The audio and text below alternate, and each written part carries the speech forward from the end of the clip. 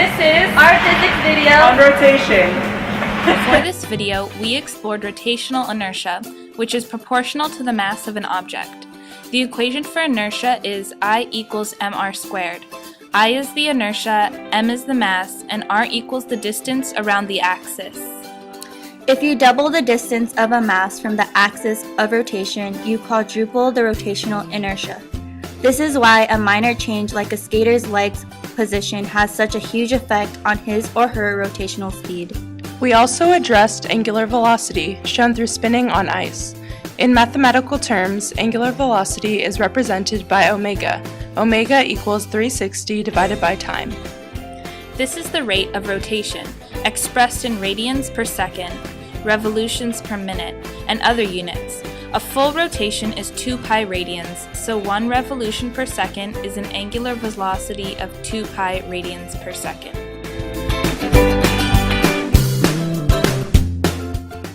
Here's an example of spinning with my arms out.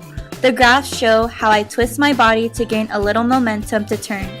As I leave my arms out, I complete one rotation that is slower than it would be if I had brought my arms in.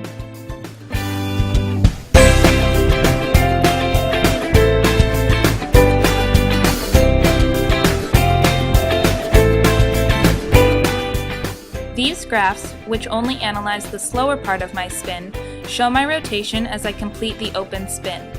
As I spin more, the periods on the graph increase and become more frequent. For my spin, we graphed how the positioning of my arms affect rotation. Because my arms are moving up and down rather than straight in, the curvature of the graph is not defined as I complete one rotation. For my second turn, I brought my arms in. These graphs show how my angular velocity increases the amplitude and the frequency.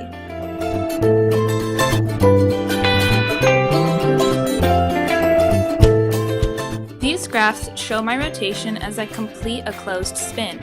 As my spin increases, the amplitude becomes larger, and as my spin slows down, the amplitude decreases.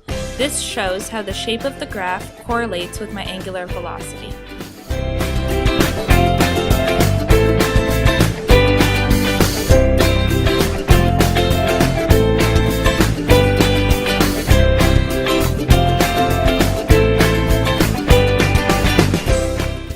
Because Sarah's leg is out in this second spin, the speed also changes.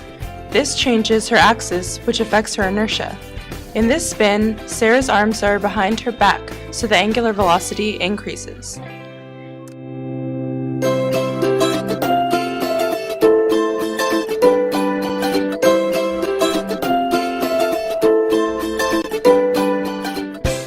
In this spin, notice that because Sarah's arms are out, the frequency of curves is lower.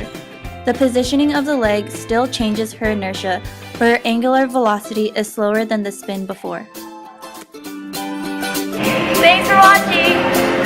We hope you enjoyed our video And learned more about rotation.